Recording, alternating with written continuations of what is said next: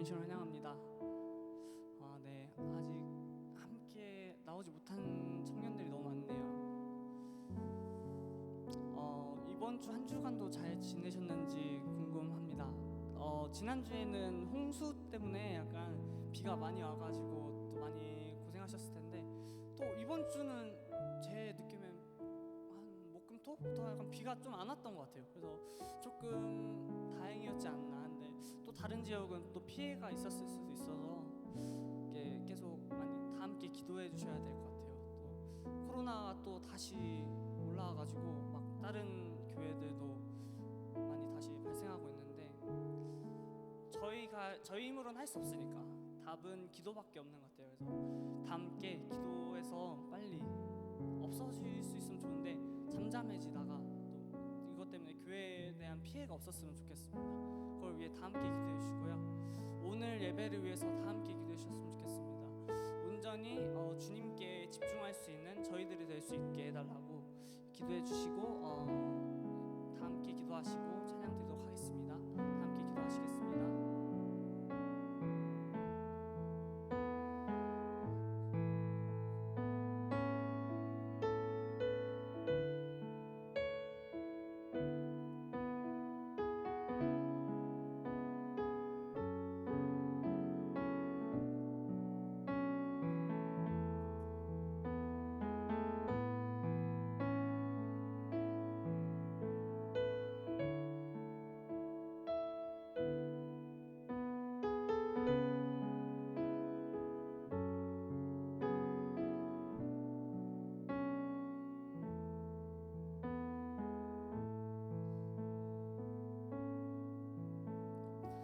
사랑에 충만하신 하나님, 오늘 이 시간 가운데 예배드립니다.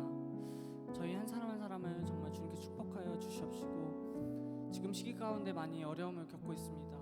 또 코로나19가 많이 급증해서 또 예배드리는 가운데서 피해를 많이 보고 있는 상황입니다.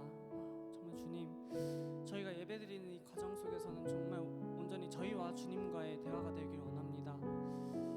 어떠한 것에도 방해받지 않고 귀한 예배를 드릴 수 있도록 정말 저희 한 사람 한 사람 축복하여 주시옵시고 인도하여 주시옵소서. 감사드리며 살아계신 예수님의 이름으로 기도드립니다. 아멘.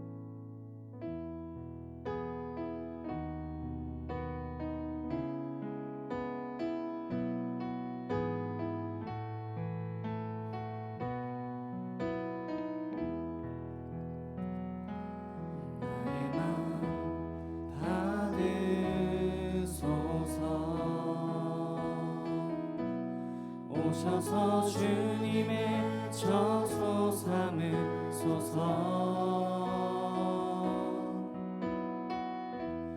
나의 전부이신 주여 내 맘을 받아주소서. 나의 맘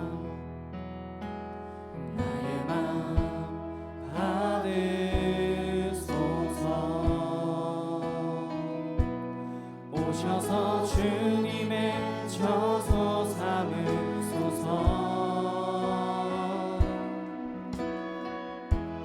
나의 전부이신 주여 내 맘을 받아주소서. 오 나의 맘을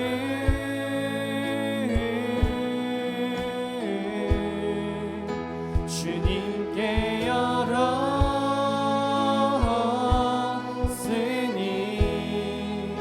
주여 내게 오셔서 내 맘에 거하여 주옵소서.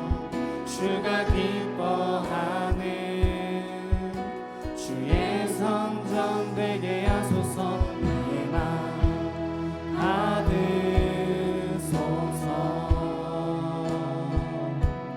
오셔서 주님의 처소 삼으소서. 나의 전부이신 주여 내 맘을 받아주소서. 한 번 더 고백할까요? 나의 맘 받으소서. 나의 맘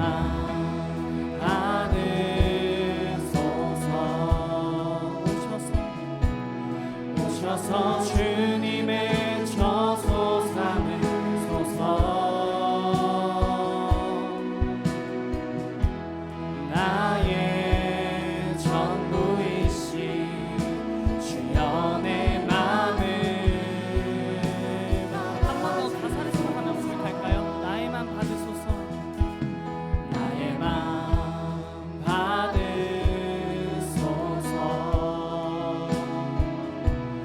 오셔서 주님의 저소 삼으소서.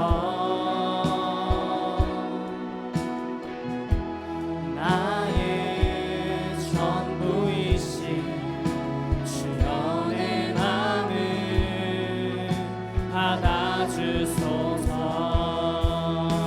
오 나의 맘을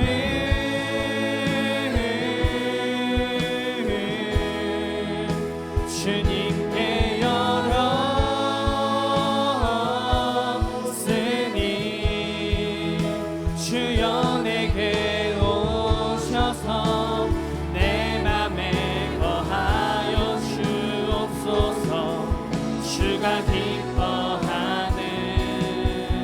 한 번 더 고백할까요? 오 나의 맘을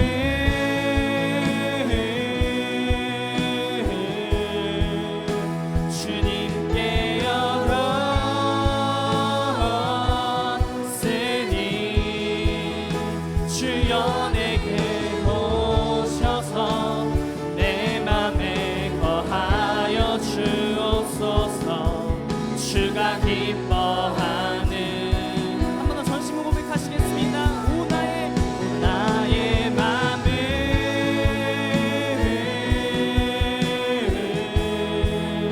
주님께 열었으니 주여 내게 오셔서 내 맘에 거하여 주옵소서.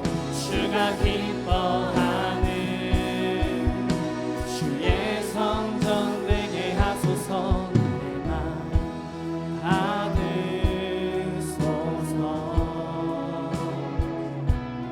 오셔서 주님의 저소 삼으소서. 나의 전부이신 주여 내 맘을 이제 목소리로 고백하실까요? 나의 맘 받으소서. 나의 맘 받으소서. 오셔서 주님의 저소 삼으소서. 나의 전부이신 주여 내 맘을 받아주소서. 주여 내 마음을 받아주소서. 주여 내 맘을 마지막으로 주여 내 마음을 받아주소서. 주여 내 맘을 받아주소서. 우리의 전부 되신 주님께 감사 영광 말씀 드리겠습니다. 아멘. 다 함께 일어나서 박수 치면서 기쁘게 찬양을 드렸으면 좋겠습니다.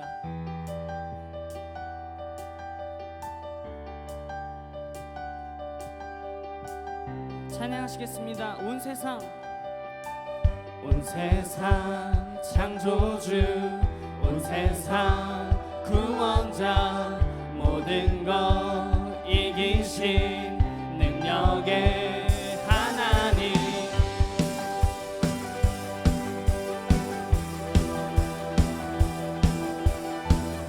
모든 것 이기신 능력의 하나님, 다시 한번 찬양하시겠습니다.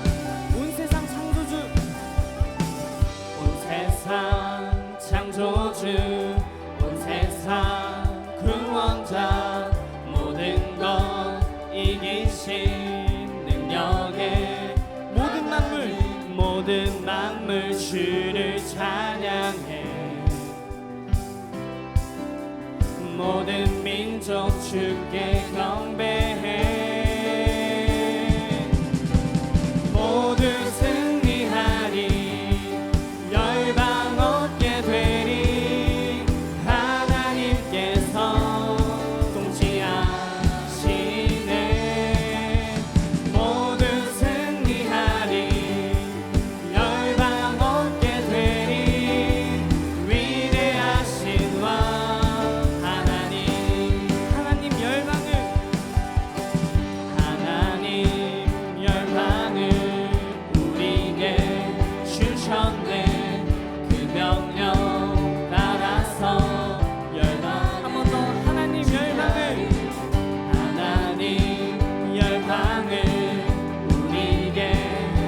주셨네.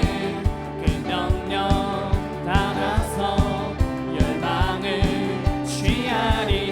모든 만물 주를 찬양해. 모든 민족 주께 경배해. 모두 승리하리. 모두 승리하리. 열방 얻게 되리. 하나님께서 통치하시네. 모두 승리하리. 열방 얻게 되리. 위대하신 왕. 한 번 더 고백할까요? 모두 승리하리. 모두 승리하리. 열방 얻게 되리. 하나님께서 통치하시네. 모두 승리하리. 열방 얻게 되리. 위대하신 왕. 목소리로 고백하실까요? 찬양 할렐루야. 찬양 할렐루야. 찬양 할렐루야. 하나님께서 통치하시네. 찬양 할렐루야. 찬양 할렐루야. 위대하신 왕. 하나님 마지막으로 찬양 할렐루야. 찬양 할렐루야. 찬양 할렐루야. 하나님께서 통치하시네.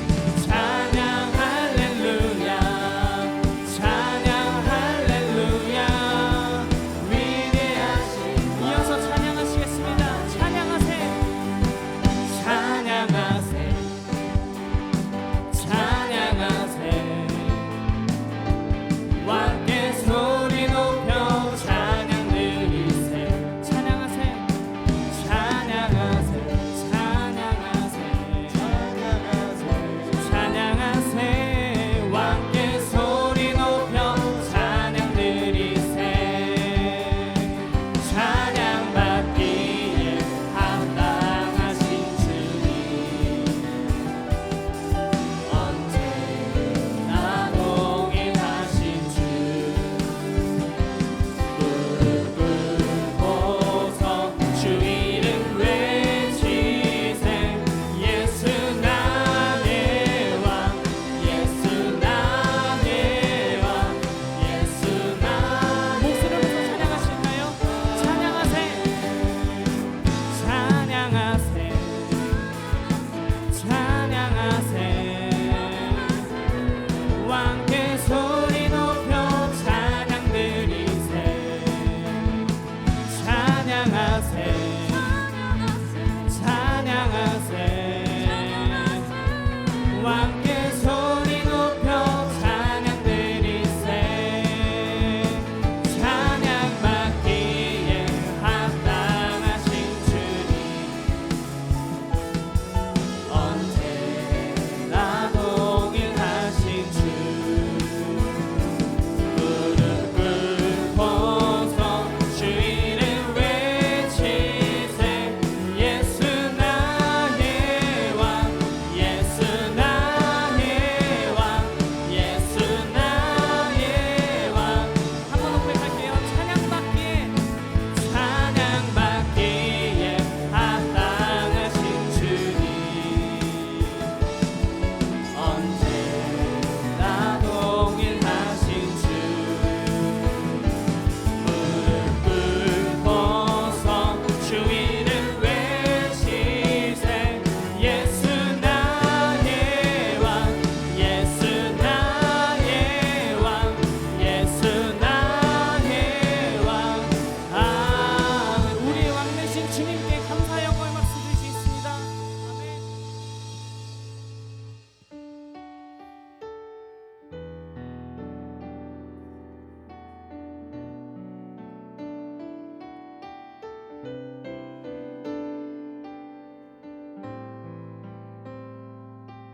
온전히 주님께 찬양 드릴 수 있는 저희가 되기 원합니다. 함께 고백하시겠습니다.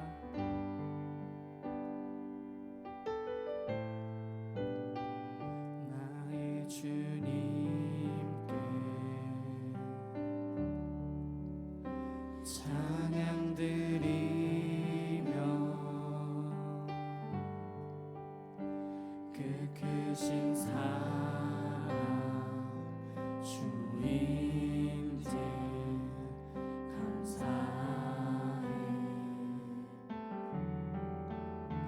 어둠 속에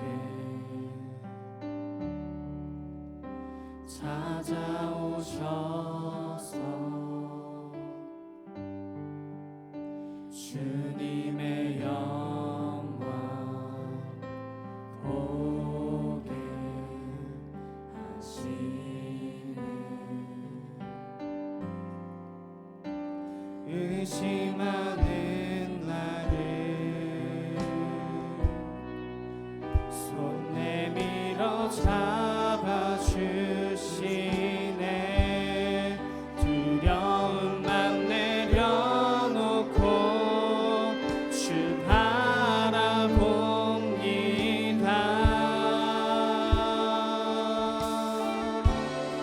주님을 보게 하소서. 나를 붙드소서. 내 뜻과 내 생각 내려놓고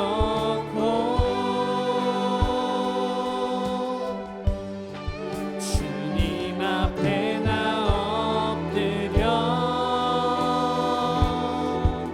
주의 음성 기다리니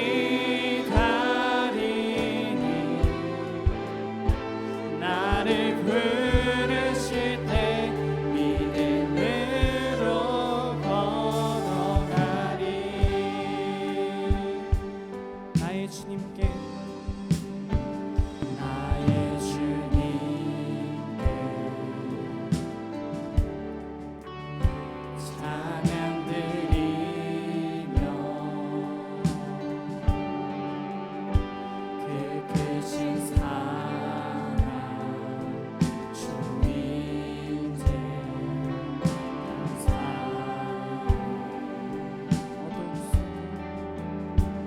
어둠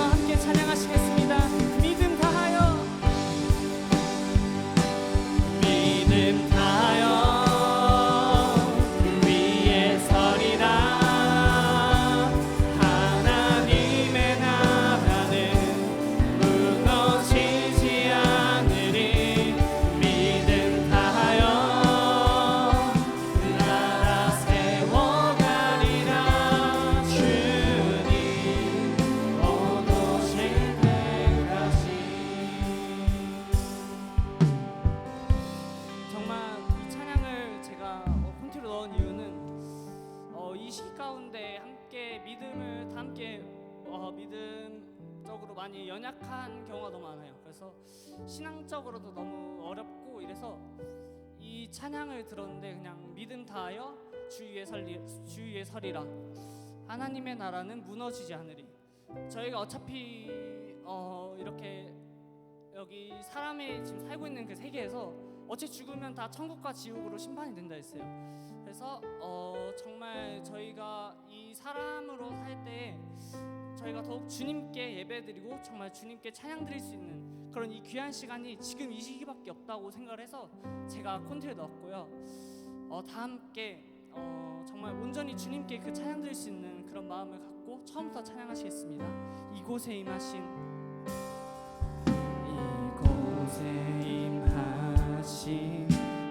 하나님 나라 가난한 마음으로 바라보리라. 먼저 그 나라 그 뜻 구하며 나의 삶 드리니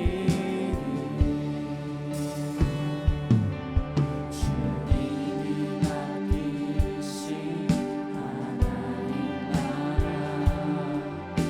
믿음의 눈으로 바라보리라. 하늘의 뜻이 이 땅 가운데 완성될 그날까지 믿음 다하여 그 위에 서리라. 하나님의 나라는 무너지지 않으리. 믿음 다하여 그 나라 세워가리라. 주님 고도 다시 한번 전심으로 찬양하시겠습니다. 믿음 다하여 그 위에 서리라. 하나님의 나라는 무너지지 않으리. 믿음 다하여 그 나라 세워가리라. 주님 오무 함께 마지막으로 찬양하시겠습니다. 믿음 다하여 믿음 다하여 그 위에 서리라. 하나님의 나라는 무너지지 않으리. 믿음 다하여 그 나라 세워가리라. 주님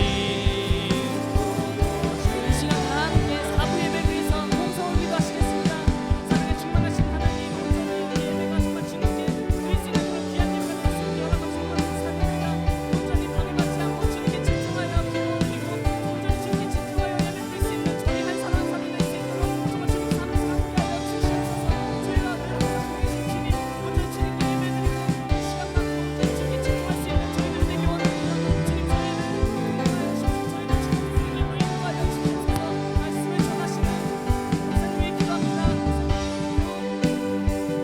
지혜를 더하여 주시옵시고 온전히 듣는 저희들의 귀를 더 주셔서 온전히 주님의 말씀을 듣고 살아가는 저희들이 될 수 있도록 정말 주님 함께하여 주시옵소서. 온전히 예배 시간에 온전히 주님께 집중할 수 있는 그런 귀한 예배 드릴 수 있는 저희를 허락하여 주시옵소서.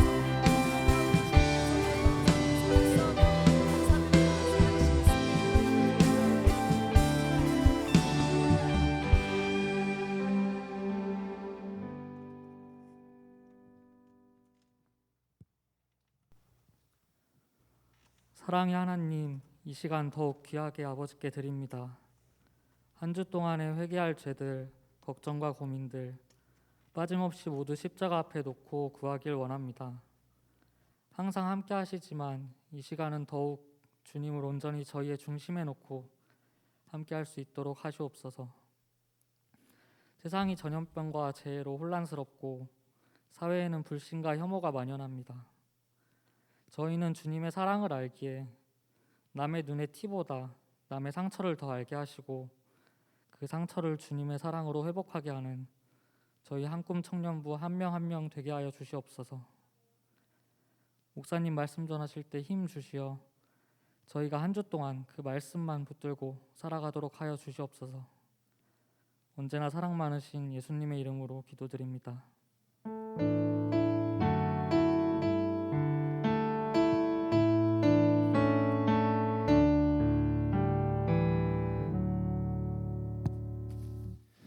네, 오늘 하나님께서 저에게 주신 말씀은 열왕기하 6장 1절부터 7절 말씀입니다. 열왕기하 6장 1절부터 7절 말씀입니다. 네, 전 교독하시다가 마지막 7절은 다 함께 합독하시도록 하겠습니다. 선지자의 제자들이 엘리사에게 이르되 보소서 우리가 당신과 함께 거주하는 이곳이 우리에게는 좁으니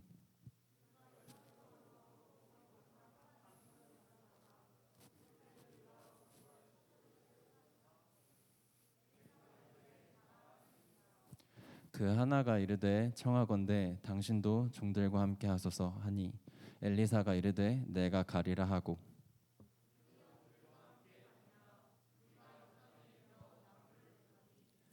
한 사람이 나무를 벨 때에 쇠도끼가 물에 떨어진지라 이에 외쳐 이르되 아 내 주여 이는 빌려온 것이니이다 하니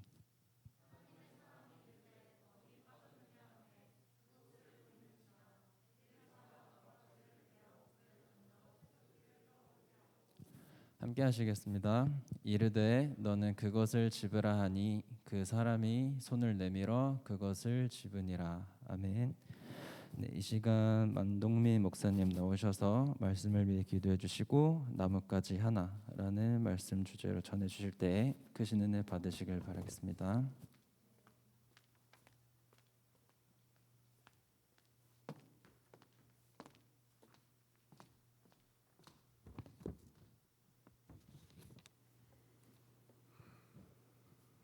네, 기도드리겠습니다.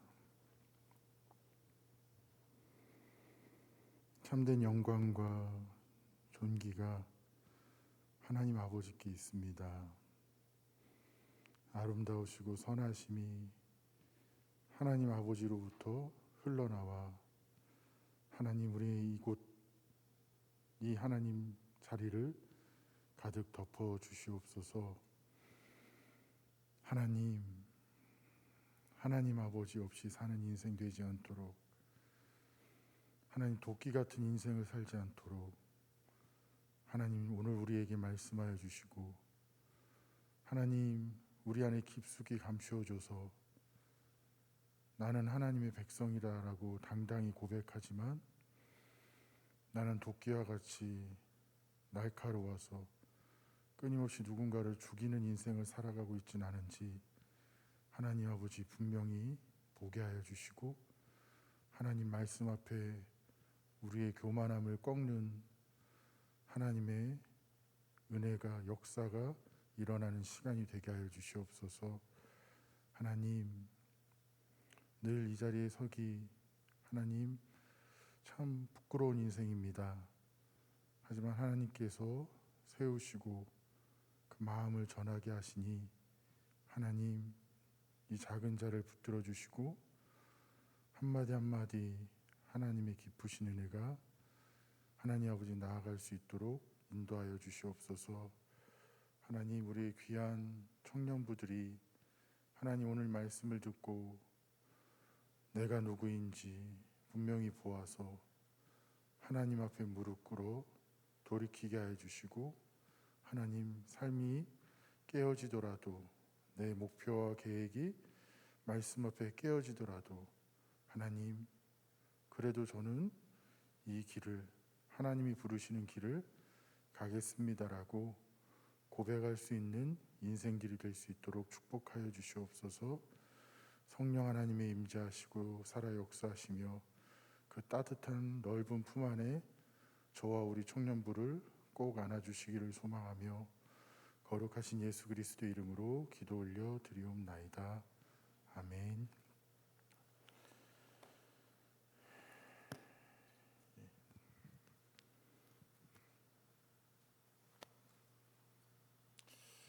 예, 반갑습니다.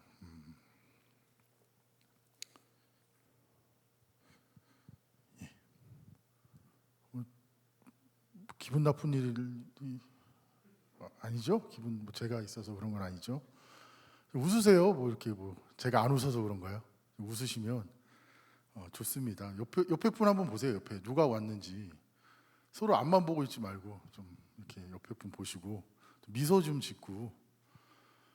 예. 제 딸이 요즘 저를 보고 많이 웃어줘요. 집에 가면 이제 못 보던 사람이 또 이제 한참 동안 교회에 있다가 들어가니까 한참 이렇게 멍하니 보다가 이제 제가 이렇게 얼레주면은 이렇게 누군지를 좀 인식하는 것 같아서 이렇게 활짝활짝 웃어주더라고요. 웃으면은 너무 피곤하거든요. 솔직히 피곤하고 어려운데 딸이 이렇게 환하게 웃어주고 막 뭐 하여튼 희한한 표정을 줘요. 그러면은 이런 피로가 제가 가지고 있는 어떤 스트레스가 좀 되게 풀리는 것 같고 참 힘이 됩니다. 근데 반대로 또 이제 첫째 아들이 짜증을 낼 때면 다시 스트레스를 받긴 하지만 뭐 그런 하여튼 뭐 그 양극이 있고 둘 다 너무 사랑스럽고 좋은데 뭐 서로 이렇게 보시면서 웃으시면 좋잖아요. 웃고 뭐 제 얼굴 보고 웃으실 필요는 없고 이렇게 서로 보시고 웃으시고 오해는 마세요. 웃는다고 날 좋아하는 거 아니야? 저 사람이 나를 이런 착각을 하지 마시고 잘 이렇게 웃으시면서 좀 지냈으면 좋겠습니다. 예, 제가 솔직히 너무 피곤해요. 좀 멍해요. 이렇게 좀 멍한데 그리고 뭐 여전히 말씀 준비하면서 이렇게 확 막히는 부분들이 이게 또 시원하게 뭐 이렇게 딱 뛰어넘어서 그렇구나. 뭐 이랬던 이거야 라는 그런 마음이 없이 있으니까 참 부담스러운데 어쨌든 하나님 앞에 맡기고 또 저에게 주신 그 하나님의 귀한 마음을 또 전하도록 하겠습니다. 자, 오늘 본문 내용을 이해하셨나요? 오늘 본문 열왕기하 6장 1절부터 7절입니다. 이 본문 내용을 가지고 오늘 하나님의 말씀을 전하려고 합니다. 제가 이 본문을 정하는 건 큐티예요. 저희 초등부 이제 그 우리들 교회에서 나오는 초등부 어린이 큐티를 가지고 이제 쭉 큐티를 해나가는데 그러니까 기존에는 그 책으로 하지 않고 그냥 성경책으로 했을 때는 물론 다 말씀이긴 하지만 이렇게 좀 뭐라 그래야 되지? 좀 띄엄띄엄 하는 때가 많았어요.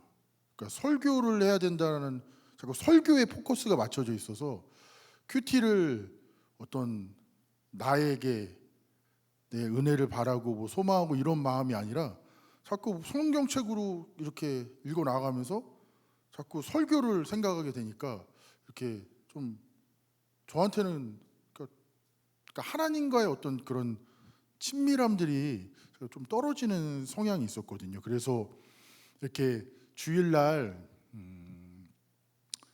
이렇게 사역을 끝내고 아니면 뭐 이렇게 청년부 설교를 막 이렇게 끝내고 나면 어떤 초등부나 이렇게 사역을 끝내면 예배를 드리고 나면 항상 지쳤었어요. 무력해가지고 이렇게 한숨을 쉬거나 너무 힘들다, 떠나고 싶다, 뭐 아니면 그러면서 이런 상상을 하죠. 나는 자연인이다, 아시죠? 나는 자연인이다. 그걸 항상 보면서 저 삶이 그리운 거예요. 난 저렇게 살고 싶다. 저렇게 아무도 나를 건들지 않는데 그런 데 살고 싶다. 막 그랬었거든요. 기쁘지가 않았었어요. 그런데 아이들한테 제가 이 큐티 책을 주면서 너희들 큐티해야 해. 그랬으니까 저도 이제 큐티를 당연히 더 해야겠죠. 그래서 그 책으로 이제 처음에는 이 애들 큐티 책 이걸 가지고 뭐 할 수 있겠어? 말씀인데도 그 해석이나 이런 것들을 교만해서 함부로 무시하고 뭐 이런 마음들이 있었는데 차근차근히 그냥 해나갔습니다. 그리고 특히 거기에 나와 있는 간증문 짧게 한 5줄 정도 되는 교사, 뭐 초등학생 뭐 이런 간증을 읽으면 저한테는 참 은혜가 되고 좋았습니다. 그러면서 이게 새로워졌어요. 제가 주일날 이렇게 몸은 피곤한데 지치지 않습니다. 그러니까 그때 들었던 공허함들이나 그런 어떤 무력함들, 어떤 영적으로의 지침들이 그런 그 주중에 큐티를 충실히 했을 때 그때의 담아냈던 그 은혜들이 이 하루를 제가 견딜 수 있고 기쁘게 감당할 수 있는 힘이 되더라고요. 뭐 큐티 강의하러 온 건 아니고 그러면서 이렇게 오늘 본문을 정했고, 근데 이 본문을 준비하면서 한순간 이렇게 뻥 뚫린 느낌은 저한테는 없었습니다. 그냥 답답하고 이게 무슨 말씀이지라고 고민이 많이 됐었는데, 오늘 이 말씀이 또 하나님이 역사하셔서 좀 이 우리 안에 이 가리워져 있는 이 도끼 같은 내 그 본성들, 그 모습들이 보여지게 되고, 내가 그 도끼 같은 인생을 살았구나라는 것들을 좀 알 수 있는 그런 시간이 되어지기를 소망합니다. 일단 간단히 오늘 본문 내용 짧게 요약하면, 이제 선지자, 제자들, 그러니까 엘리사라는 한 특출난 인물이 등장을 하죠. 엘리야의 제자로서 엘리사라는 한 인물이 이제 쭉 나오게 되는데, 그 갑절의 능력을 달라고 간절히 외쳤던 그 엘리사가 엘리야보다 더 많은 일들을 합니다.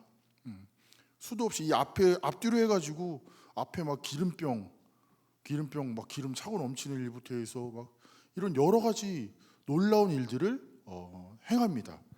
그리고 나서 이제 오늘 쭉 이어지는 말씀이긴 하지만 오늘 이 도끼 사건이 나옵니다. 이제 그런 엘리사의 어떤 많은 능력들, 하나님을 통해서 나타나는 그런 능력들을 통해서 선지 제자들, 그러니까 뭐 그 큐티책에는 예언자들의 예언자 이렇게 표현이 되어 있고, 오늘 말씀에는 선지자의 제자들 이렇게 표현이 되어 있고, 선지 생도 더 쉽게 얘기하면 그냥 신학생 이 정도로 봐도 될 것 같습니다. 어쨌든 따르는 무리들이 많아졌습니다. 많아져서 근데 이상하게도 그런 능력을 갖고 있는데 또 어떤 개인 사적인 부를 위해서는 이렇게 사용하지는 않죠. 그래서 삶이 그렇게 좋지가 않아요. 그러니까 엘리사뿐만이 아니라 엘리사를 따르는 그 선지 생도들도, 선지 제자들도 이렇게 풍부한 삶을 살거나 그러진 않았습니다. 그래서인지 이제 오늘 말씀에 보면 좁습니다. 엘리사에게 그 제자들이 우리가 함께 지내기 좁으니까 집을 집시다라고 엘리사에게 말을 합니다. 그러니까 엘리사가 그렇게 해라 해서 하기로 합니다. 근데 또 한 사람이 그럼 엘리사 당신도 우리랑 같이 갑시다 이렇게 얘기를 하죠. 그래서 그럼 엘리사도 그래 내가 가겠다 해서 갑니다. 그래서 누군가 하나가 도끼가 있었겠죠.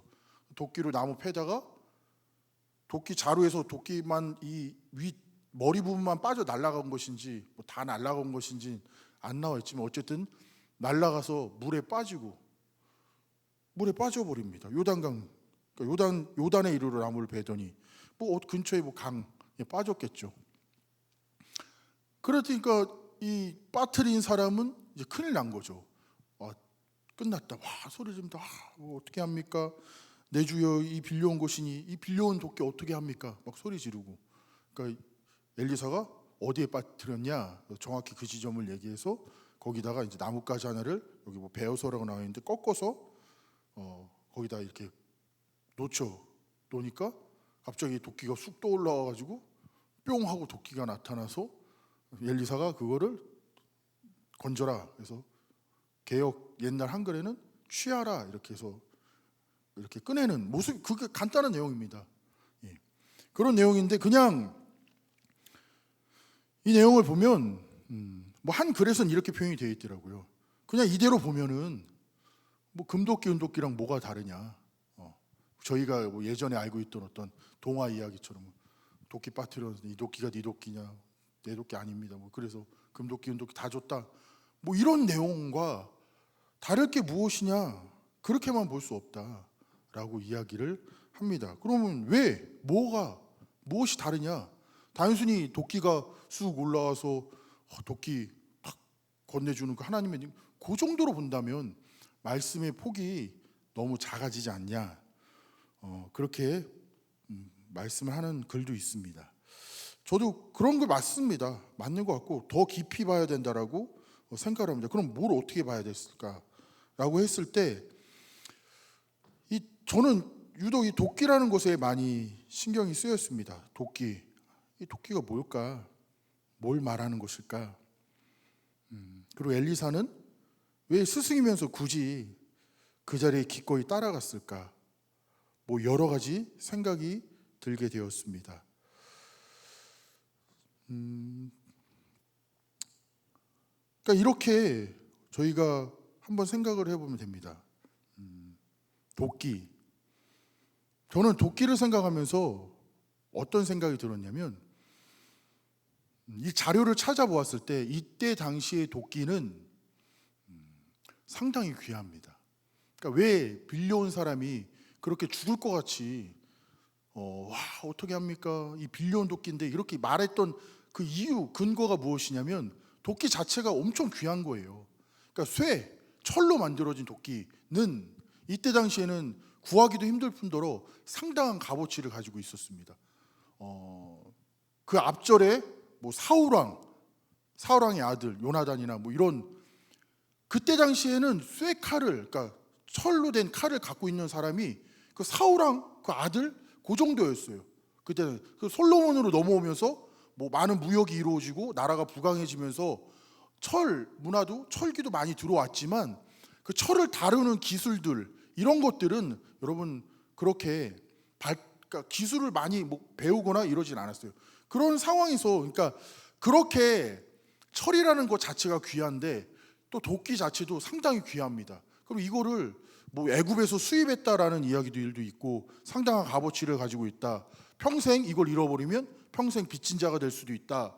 뭐 이런 어떤 그런 해석들이 있는데 그렇게 값어치가 상당한 도끼를 물에 빠뜨렸습니다. 그래서 깊이 가라앉았겠죠.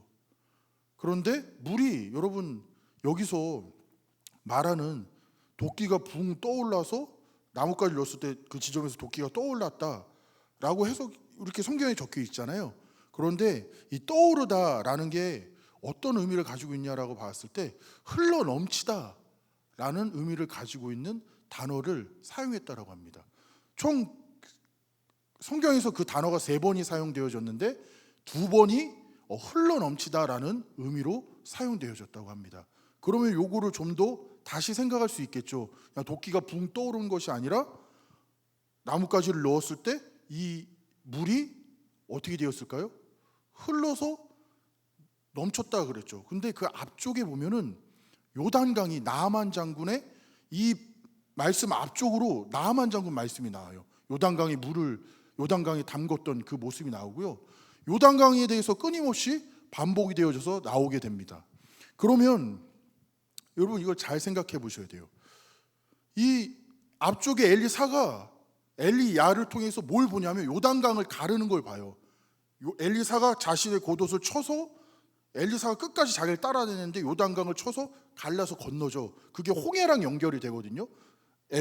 출애굽할 때 홍해랑 연결이 되는데 이것도 마찬가지라는 거예요. 그런 식이 되지 않았을까라는 해석이 있습니다. 그러니까 단순히 도끼가 붕 올라온 게 아니라 물이라는 것 자체가 흘러 넘쳐서 어떤 특정한 공간을 그 도끼가 보일 정도의 어떤 공간이 만들어져서 그 도끼를 꺼낼 수 있는 상태가 되었다. 이렇게 해석이 될 수도 있습니다.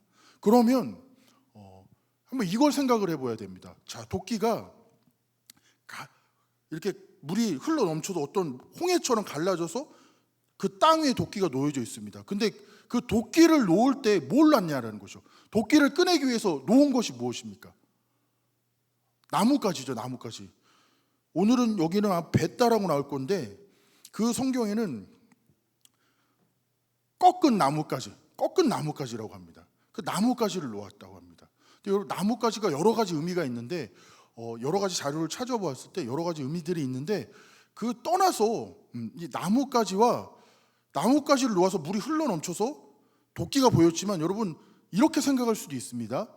나뭇가지라는 것 자체가 여러분 흘러 넘칠 때 흘러 넘어갈 수도 있어요. 같이 가벼우니까 도끼는 무거우니까 아래에 있고 밖으로 나갈 수도 있겠죠. 아니 반대로 생각해 보면 흘러 넘어가지 아니하고 도끼가 놓여 있는 자리에 그대로 나뭇가지가 놓여져 있다면 뭐가 놓여져 있는 겁니까? 도끼랑 나뭇가지 2개가 놓여져 있는 것이죠. 이게 중요한 것입니다, 여러분. 이거를 제가 정확히 보아야 되는 게 무엇이냐면, 자, 물이 흘러 넘쳐서 결국에는 남은 게 도끼랑 나뭇가지라면, 여러분 이 도끼랑 나뭇가지에 무슨 의미가 있을 것처럼 생각을 해야겠죠. 그냥 아무 의미 없겠지, 구했나 보다, 이게 아니라 어떤 의미가 있겠죠. 그런데 그 무엇일까라고 묵상을 했을 때 저한테 도끼 하면 다른 것은 생각이 안 나고 도끼 같은 인생이라는 걸 생각이 났습니다. 그게 뭘까요? 이때 당시에 좀 뭘 치다가 도끼가 물에 빠졌습니까? 나무를 찍어내다가 도끼가 날아가서 물에 빠졌죠. 그렇다면 여러분, 이거 우리의 삶과 연결해 보았을 때 뭘 도끼가 좋고 나쁘고의 문제가 아니라 이 도끼를 치다 빠졌다라고 했으면, 여러분 우리 인생을 가만히 보면 우리 인생에 어떤 모습들이 나타나냐면, 내 앞에 방해되는 사람들, 내 앞에 나의 삶을 거치장거리게 만들거나 방해하는 사람들을 내가 어떻게 대하냐라는 그 태도가 보이거든요. 그러니까 도끼 같은 인생이라고 했을 때 그 인생이 어떤 인생이냐 보면 내 앞에 거치장거리거나 내 삶을 방해하거나 내가 어떤 나의 가치와 맞지 않는 사람들을 어떻게 하는 사람일까요? 찍어내는 사람이겠죠. 쳐서 찍어내는 사람들이 도끼 같은 인생이라고 볼 수 있습니다. 마음에 들지 않으니까, 나와는 맞지 않으니까 찍어내는 인생, 그게 도끼 같은 인생이겠죠. 또 좀 더 생각해 본다면 이때 당시에 도끼는 상당히 귀했다라고 얘기 드렸죠. 그렇다면 여러분, 나 자신을 너무나도 귀하게 여기는 사람, 물론 우리는 하나님 안에서 존귀하고 귀한 존재이지만 그저 나 하나만, 나만 귀하다라고 생각하는 사람, 그 사람이 도끼 같은 인생입니다. 그리고 이 도끼는 만약에 애굽에서 수입된 그런 어떤 루트로 들어온 도끼라면, 여러분 그 애굽이라는 데는 어떤 나라입니까? 출애굽한 나라이죠. 하나님께서 건져낸 나라이죠. 그러면 그것을 구원의 어떤 근거로 보았을 때 그 자리가 어떤 자리입니까? 우리 옛 모습들, 죄된 자리이죠. 죄라는 그 죄 안에서, 죽음 안에서 우리를 건져낸 것이 출애굽이니까요. 그러면은 여전히 도끼 같은 인생은 무엇이냐면, 여전히 죄된 그 인생, 하나님의 백성이다라고 말을 하지만 여전히 그 자리 그대로, 그 형태 그대로 하나님을 닮아가는 모습이 없이 그렇게 살아가는 인생이라고 볼 수도 있습니다. 또는 도끼는 최고의 어떤 최신식이죠. 나무를 자르는 데 있어서 가장 좋은 어떤 도구 중에 하나죠.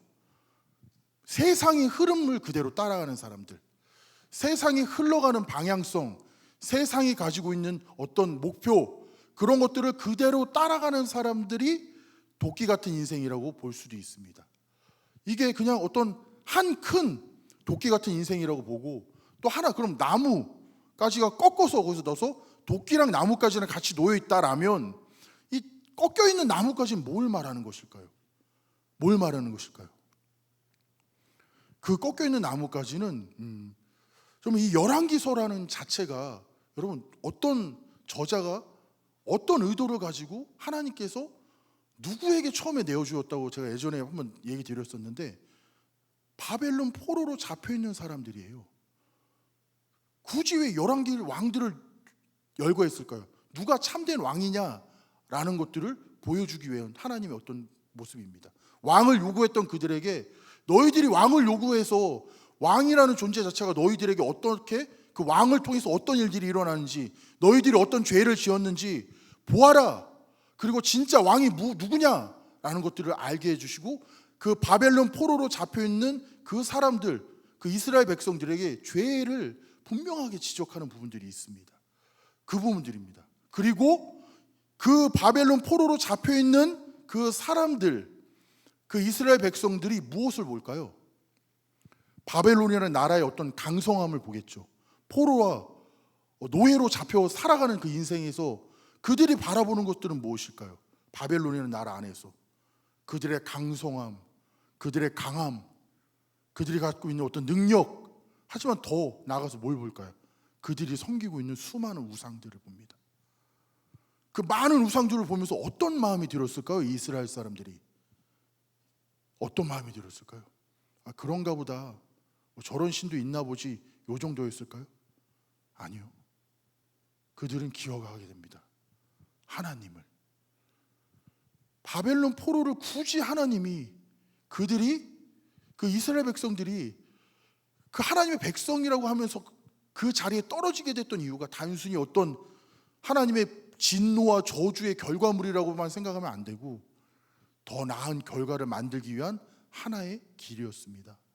그럼 이스라엘 백성들이 그 안에서 보았던 것들은 결국에는 그 수많은 우상들, 도무지 어떤 그냥 빌기만 하는 대상, 어떤 관계성도 없고 사랑도 없고 아무것도 없는 그냥 하나의 어떤 물체들을 놓고 그 앞에 무릎 꿇고 절하는 그 모습들, 그거 여러분, 그걸 보면서 그들은, 이스라엘 백성들은 하나님을 생각을 했습니다. 그게 중요한. 그러니까 이걸 제가 왜 이런 배경까지 왜 이야기 드리냐면 이게 상당히 중요해요. 여러분, 제가 왜 도끼랑 나뭇가지, 그러니까 나뭇가지 설명을 하다 그 얘기를 드렸는데 결국에 그 바벨론 포로에서 이 나뭇가지가 어떤 걸 상징했냐면 그러니까 사복음서에서 나뭇가지를 다 얘기해요. 예수님이 입성하실 때. 그런데 마태, 마가, 누가는 거기 이 사복음서에서 마태, 마가, 누가는 그냥 나뭇가지라고 말합니다. 그런데 유독 요한복음에서만 종려나무라고, 나뭇가지라고 말해요. 사람들이 흔드는 걸. 그렇다면 이 종려나무가 어떤 의미가 있냐? 같은 나뭇가지로 보았을 때에 이 종려나무라는 게 어떤 의미를 가지고 있냐? 바벨론 포로 당시에 사람들은 종려나무 가지를, 종려나무 자체를 무엇으로 보았냐면 죽음을 이기는 승리로 보았어요. 그런 의미를 가지고 있는, 그런 상징을 가지고 있는 나무로 보았습니다. 그럼 그게 무엇입니까, 여러분? 죽음을 이기는 승리.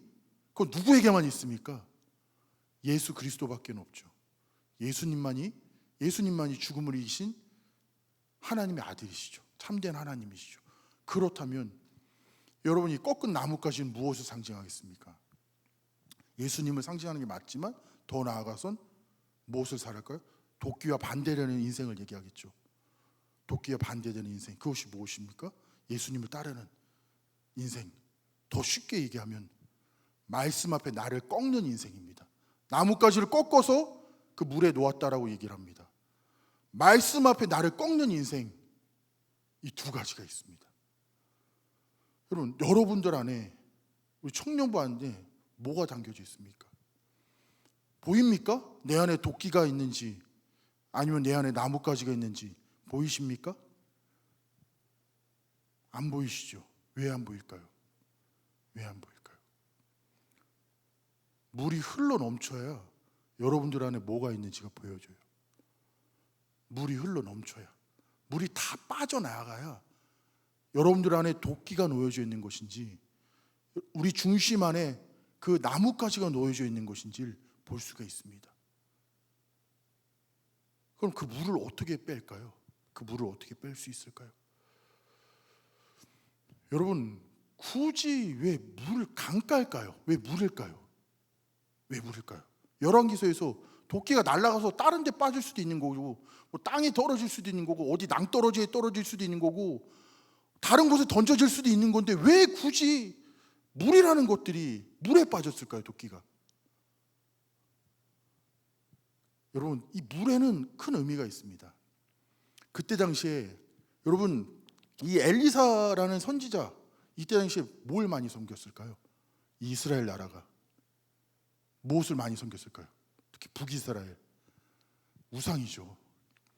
우상이 만연했던 그때입니다. 그때 여러분, 그러면 가장 많이 섬겼던 게 무엇일까요? 바알이죠.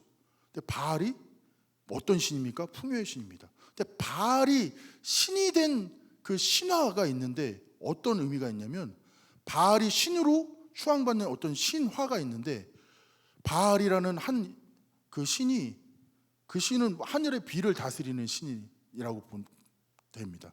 그러면 그 신이 무엇과 싸우냐면 바다, 강, 그리고 죽음, 싸운답니다. 싸워서 바알이 이긴다고 합니다. 바알이 이겨서 바알이 생명과 복, 그러니까 생명과 복의 신이라고 이렇게 얘기를 해요. 바알을.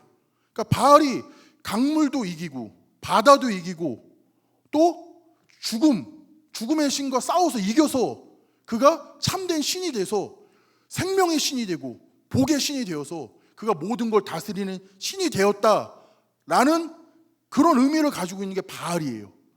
거기다 대고 성경이 하나님이 그렇게 알고 있고 믿고 있는 거기다 대고 말하는 것이에요. 참된 주관자가 누구냐? 진짜 왕이 누구냐? 정말로 이 땅을 다스리는 게 누구냐라는 걸 보여주는 게 오늘 이 말씀입니다. 그럼 이걸 여러분 물을 하나님이 이렇게 다스리죠. 걷어내 물이 다 빠져야 돼요. 빠져야 우리 안에 도끼가 있는지 우리 안에 나뭇가지가 있는지가 보여지죠. 그럼 이 물을 빼기 위한 게 이 물이 무엇일까요? 물은 생명도 될 수 있고 많은 의미를 가지고 있지만 우리 안에 가득 차 있는 걸 얘기할 수도 있습니다. 내 중심 안에 도끼가 있는지 나무 가지가 있는지를 보기 위해선 이 물을 빼내야겠죠. 근데 우리 안에 뭐가 가득 차 있을까요? 뭐가 가득 차 있을까요? 다른 거 안 차 있겠죠. 세상이 말하는 것들이 가득 차 있겠죠. 가득 차서 보이지가 않아요. 이 안에 가득 차 있습니다. 세상이 말하는 것들로 가득 차 있습니다. 여러분, 이걸 가만히 생각했을 때 우리를 더 쉽게 이야기하면 세상에 취해 있습니다. 에베소서 5장 18절인가? 술 취하지 말라 방탕한 것이니 성령 충만을 받으라 라는 말씀이 있죠. 그게 정말 술 취함 그 의미도 갈 수 있겠지만 세상에 취해 있습니다. 우리는. 제가 왜 취한 얘기를 왜 했냐면 이 마지막에 7절에 이르되 너는 그것을 잡으라 하니 그 사람이 손을 내밀어 그것을 집으니라. 이게 개역 한글에는 뭐라고 써 있냐면 취하다라고 써 있습니다. 그런데 여러분 취하다는 무언가를 내가 취하다, 아내를 취하다 이 의미를 가지고 있는데 그건 알고 있던 의미죠. 근데 또 제가 그냥 검색을 했어요. 무슨 의미일까? 근데 가장 첫째로 나오는 게 무엇이냐면 술 취함에 대한 것들입니다. 세상이 다 취해 있죠. 우리는 세상에 다 취해서 그게 가득 차 있어요. 그러니까 이게 걷어내지지 않으면 내 안에 뭐가 있는지 도통 보이지가 않아요. 그래서 어떻게 되냐면 그냥 살아요. 이걸 걷어내고 싶은 마음도 없고 내 안에 뭐가 들었는지도 보고 싶고 알고 싶지 않아요. 그래서 어떻게 하려요? 그냥 살아요. 스스로가 나는 신자다, 나는 하나님의 백성이다라고 스스로 위안하고 스스로 하나님이 나를 사랑하신다, 스스로 내 스스로가 내 머리에 내 마음에 쑤셔 넣으면서 내 삶이랑 나의 인생이랑 하나님의 말씀과는 구분이 돼가지고 너무나도 다르면서도 스스로가 십자가를 보면서 나는 저 십자가는 나를 위해 죽으신 거야 쑤셔 넣죠. 그러면서 스스로가 안위를 삼고 스스로 평안을 얻으려 하고 스스로가 그렇게 인생을 삽니다. 여러분 그게 말이 되는 것일까요? 두렵지 않습니까? 그렇게 사는 인생이라면 여러분 겁이 나지 않습니까? 이걸 들고 나가야 됩니다. 나가서 이 앞에 서야 돼요. 쏟아내야 돼요. 보게 해달라고. 하나님, 내 안에 갇혀져 있는 것들, 꽉 차 있는 이 세상의 것들로 가려져서 내가 뭐가 있는지 모르는 인생, 하나님 열게 빼주세요. 그리고 보게 해주세요. 내 안에 도끼가 있는 것인지 내 안에 나뭇가지가 있는 것인지 하나님 보게 해주세요. 그게 있어야 돼요. 그래서 봐야 돼요. 여러분 봐야 돼요. 스스로가 봐야 돼요. 도끼 같은 인생을 살면서도 몰라요. 나는 도끼 같은 인생을 살면서도 나뭇잎 같은, 나뭇가지 같은 인생, 예수님을 따라 산다고 생각을 한다니까요. 그럼 여러분 어떻게 되는 것입니까? 우리 큰일 납니다. 그러면 큰일 납니다.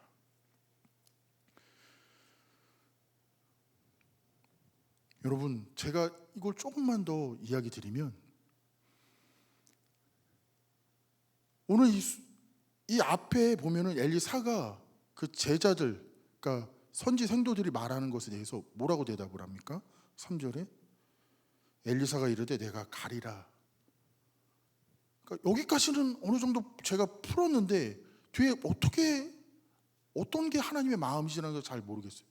그런데 제가 머리가 너무 아파서 아무리 안고 있어도 낑낑거리고 안고 있어도 모르겠어요. 그래서 그냥 기도실로 내려갔어요. 기도실로 그 전에 큐티했던 게 생각이 나서 그냥 내려갔습니다. 내려가서 혼자 그냥 앉아 있었습니다. 말씀 생각도 하고 기도도 생각하면서 그냥 있었습니다. 되게 몽롱했어요.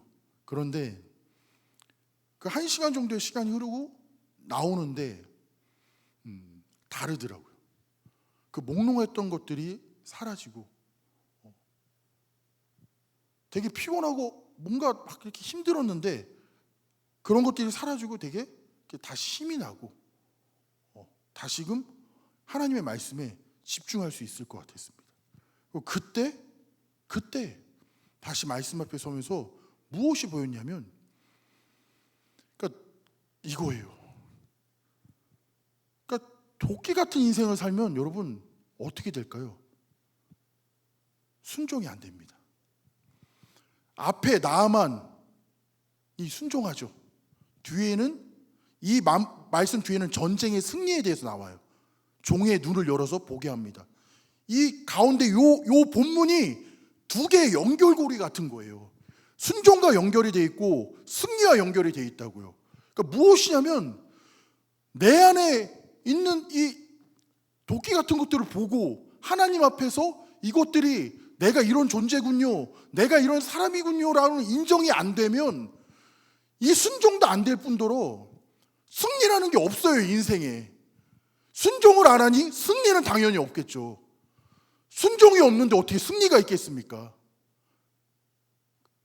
그렇게 살죠. 우리는 내가 누군지 내 안에 감춰져 있는 게 뭔지 보지 못해서 순종을 하나 보다 하는데 현실에 걸어갔을 때 순종은 없고 다 승리를 이야기하는데 내 삶에서 나는 늘 패배하는 것 같고 무너지는 것 같고 승리라는 것들을 경험할 수 없는 근본적인 이유가 어디에 있냐라면 바로 이 내가 도끼 같은 걸 품고 있는지 나뭇가지를 살고 있는지를 보지 못하니까 그렇게 되는 것이죠. 그 결과가 무엇일까요? 그 결과가 무엇일까요? 순종과 승리가 없는 결과가 무엇일까요? 엘리사처럼 됩니다. 엘리사가 했던 것과 다르게 됩니다. 엘리사는 그 선지 생도들이 함께 갑시다라고 얘기했을 때 예라고 안 했겠죠. 그래 같이 갈게 라고 이야기했겠죠. 뭐 강한 어조로도 안 했을 것입니다. 내가 같이 갈게, 그래 가자 이렇게 얘기했겠죠. 그럼 여러분들에게, 우리 청년부 한 분 한 분에게 하나님이 예수 그리스도 하나님께서 물으신다면 그렇게 하실 수 있겠습니까? 지금 당장 나와 함께 가자라고 하나님이 부르신다면 당연히 나는 하나님 제가 기꺼이 주님과 같이 갈게요라고 고백할 수 있겠습니까? 안 되죠. 안 됩니다.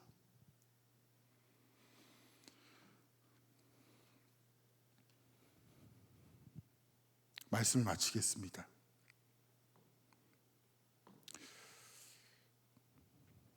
제가 이 말씀은 우리 청년부에게도 맞지만 저에게도 동일한 겁니다. 저도 순종이 안 됩니다. 부끄러운 이야기지만 순종이 안 돼요.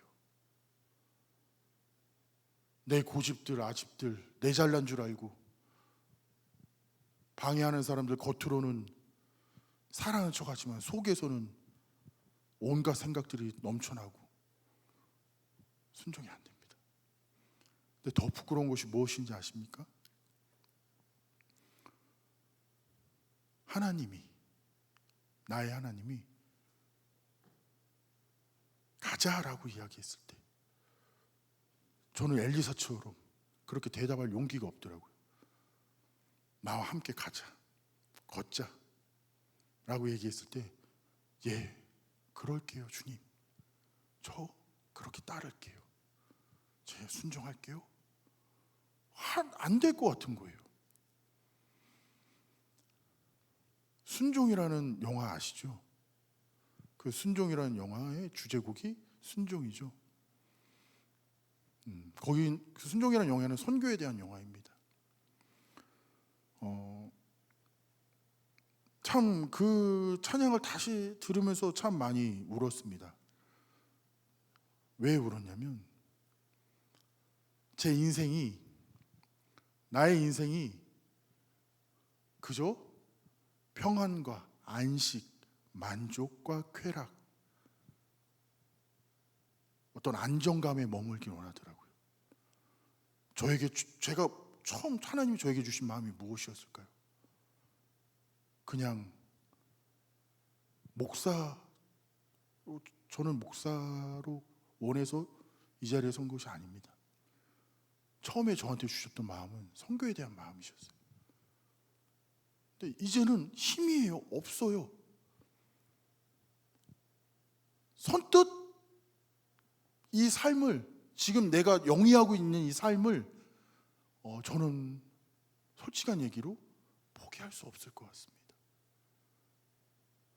지금 하나님이 너 모든 것 내려놓고 나와 함께 가자라고 말했을 때 저는 기꺼이 주님 저는 가겠습니다라고 할 수 있는 그런 어떤 용기도, 그런 순종에 대한 마음도 제 안에는 안 될 것 같다는 생각이 들었습니다. 그게 너무 괴로웠습니다. 그 찬양을 들으면 내가 왜 여기 있지? 물론 이거 중요한 것이, 이걸 말하는 것이 아니라 왜 내가 그 평안함과 그 안락함과 거기에만 머무르려 하는 걸까라는 생각밖에 안 들어요. 내가 이걸 넘어가야 되는데, 뛰어넘어야 되는데 그 하나가 무엇일까요, 여러분? 도끼 같은 인생 안 살고 나뭇가지처럼 예수님을 따라 순종할 수 있는 인생을 살 수 있는 유일한 방법이 무엇일까요? 술에 취하지 말고 성령으로 충만해야 됩니다.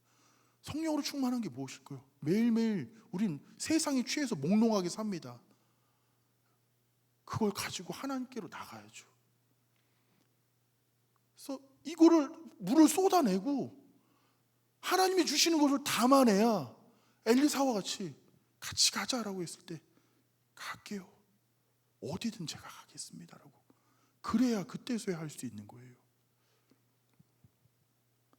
우리 청년부 안에 스스로가 한번 질문을 던져보십시오. 너 지금 이 삶을 내려놓고 네가 목표로 하고 있고 네가 정해놓은 길을 내가 내려놓으라고 하면, 내가 전혀 다른 길을 너에게 제시한다면 너는 나에게 순종할 수 있겠니? 라고 물으신다면 여러분 어떻게 대답할 수 있겠습니까? 예, 주님, 어떤 길이라도 좀 갈게요. 그게 설사 내가 쥐고 있는 것들 다 포기해야 되는 인생일지라도 저는 주님 때문에 그 길 갈게요. 그렇게 말할 수 있겠습니까? 아니면 저는 못합니다. 저는 죽어도 이걸로 성공할 겁니다. 저는 죽어도 이걸 할 겁니다. 라고 밖에 할 수 없는 그런 모습인지 스스로에게 한번 질문을 던져보십시오. 아니, 하나님 앞에 나가서 여러분들 스스로 하나님 앞에 솔직하게 얘기를 해보십시오. 그럼 내가 지금 어떤 자리에 서 있구나, 내 안에 무엇이 담겨 있구나를 정확히 볼 것이고, 여러분 그걸 꺼내놓는 싸움을 시작하셔야 됩니다. 우리 다 함께 기도드립시다.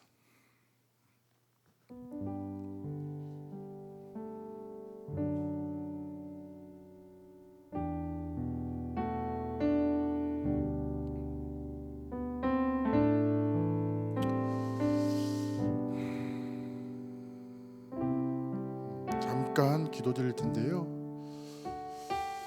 제가 이렇게 말씀을 준비하고 그 앞에 우리 설교뿐만이 아니라 이 앞에 말씀을 쭉 이렇게 묵상을 하면서 좀 이상한 생각이 들었습니다. 엘리사,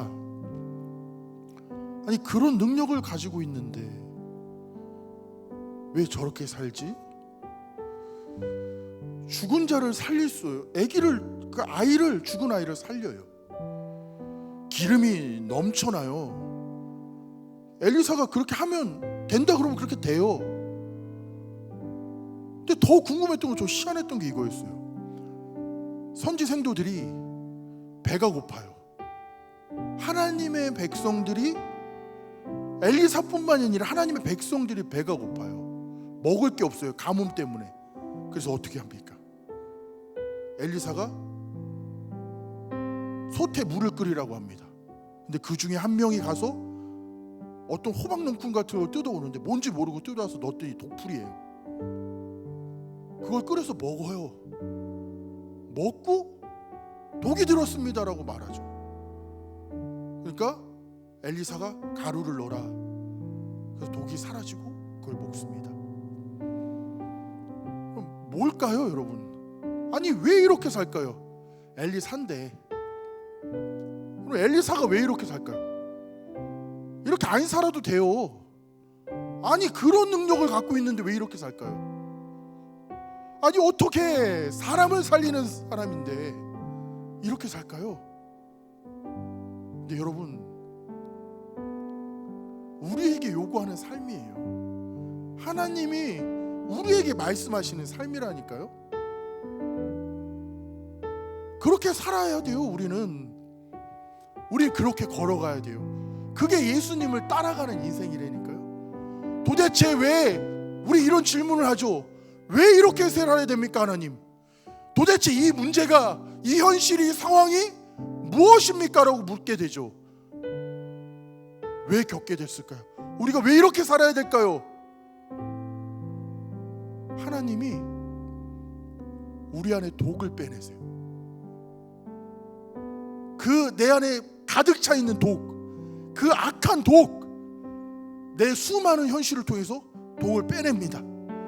빼내시고 우리를 세우세요. 이것입니다. 우리 청년부 안에 하나하나의 개인의 삶 안에 도대체 이해할 수 없는 인생들, 왜 안 풀리지, 왜 안 되지라고 생각하는 그 문제, 여러분, 그거 정확히 하나님이 이렇게 얘기하시는 거예요. 내가 너를 세워가는 거야. 이해할 수 없다라고 이야기하지만 나는 지금 너를 세워가고 빚어가고 있어. 그것입니다. 우리 이렇게 기도드립시다. 하나님,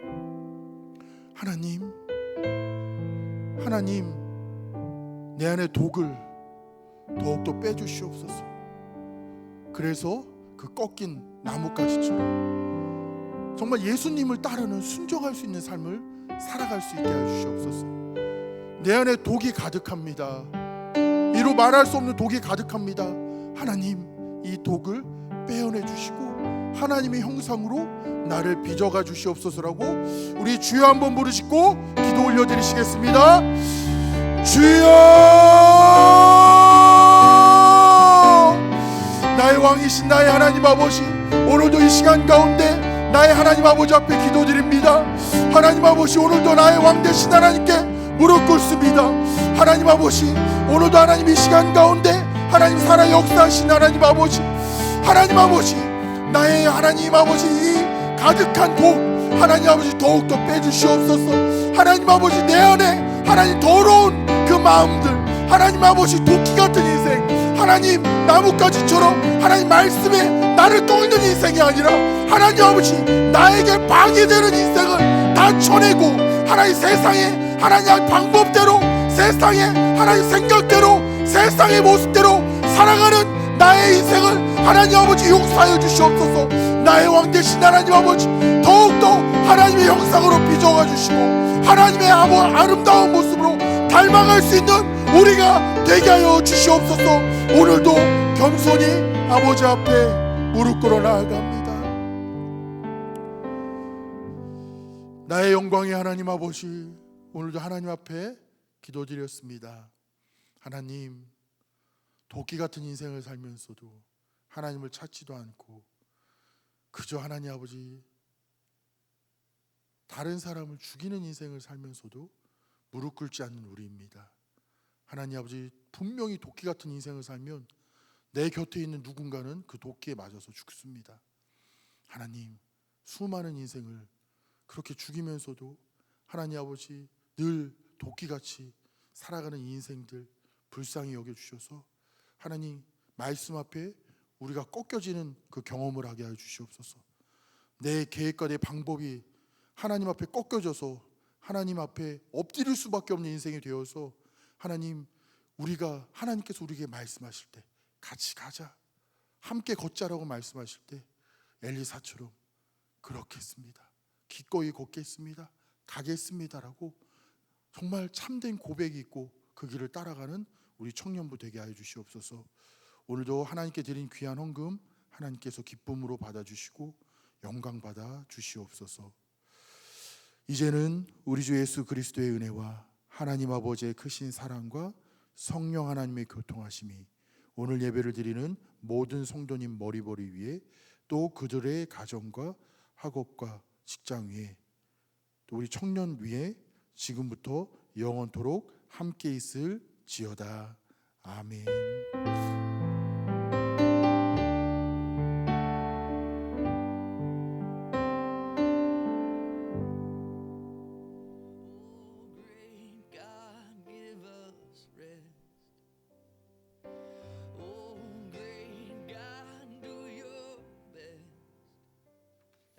네, 몇 가지 광고 말씀 광고사 안내드리도록 하겠습니다.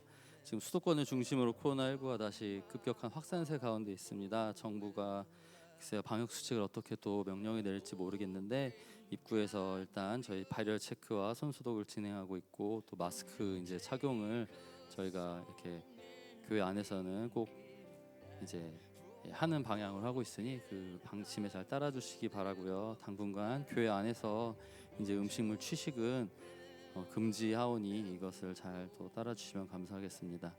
저희 9월 13일 날 이제 여름 수련회를 대신하여서 특별 예배가 예정되어 있습니다. 네, 부흥회나 수련회라는 이름을 쓸까 생각을 제가 고민을 했었는데 이게 이제 만약에 코로나위로 인해서 정부에서 또 집회에 대한 교회 예배에 대해서 제한을 하면은 이제 그러한 이름을 가지고서는 또 이제 모일 수가 없기 때문에 그냥 그대로 예배를 이름은 사실 중요한 게 아니잖아요. 그래서 특별 예배로 이제 이름을 그렇게 정했습니다.